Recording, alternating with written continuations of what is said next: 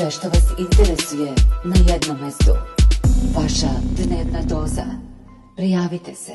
Srpski član i predsjedavajući predsjedništva Bosne i Hercegovine Milorad Dodik uputio je telegram saučešća porodici gradonačelnika Bjeljine Miće Mićića, ističući da je Mićić bio veliki patriota, ali i lokal patriota, čovjek koji je radio za dobrobit Republike Srpske i Bjeljine, ne žaleći sebe do posljednjeg trenutka. Sa žaljenjem sam primio vest o smrti Miće Mićića. Upućujem vam izraze iskrenog saučešća povodom ovog velikog gubitka za vašu porodicu, jer je Miće bio odan suprug i otac koji je živio za svoju porodicu, ali i za svoj grad i Republiku Srpsku.